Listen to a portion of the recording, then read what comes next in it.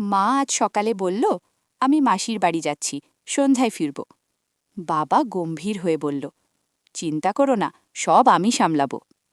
মা বেরোতেই ছেলে মনে মনে খুশি, আজ তো পুরো স্বাধীনতা। কিছুক্ষণ পর বাবা আর ছেলে দুজনেই আরাম করে বসে।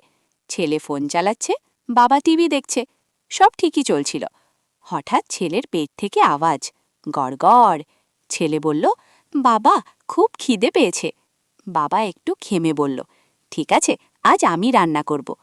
রান্নাঘরে ঢুকেই বিপদ। তেল বেশি, নুন বেশি, ডাল পুড়ে গেছে, ধোঁয়ায় পুরো ভর ভর্তি। ছেলে চিৎকার করে বলল, বাবা, এটা কি খাদার না ধোঁয়ার পরীক্ষা? শেষে দুজন বাইরে হোটেলে খেতে গেল। খেয়ে ফিরে বাবা মানিব্যাগ খুলে দেখল একদম ফাঁকা। বাবা কাঁদো কাঁদো গলায় বলল, মা থাকলে এত টাকা যেত না।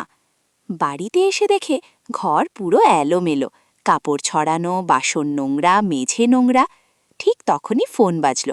মা ফোনে হাসতে হাসতে বলল, সব ঠিক তো? বাবা আর ছেলে একসাথে বলল, হ্যাঁ হ্যাঁ, একদম ঠিক। ক্যামেরা দেখায় পেছনে বিশাল জগা খিচুড়ি। কিছুক্ষণ পর দরজা খুলে মা ঢুকল। এক নজরেই সব বুঝে গেল। মা বলল, একদিনেই এই অবস্থা? বাবা লজ্জা পেয়ে বলল, তুমি না থাকলে কিছুই ঠিক থাকে না। ছেলে দৌড়ে গিয়ে মাকে জড়িয়ে ধরল, মা, তুমি ছাড়া আমরা কিছুই না।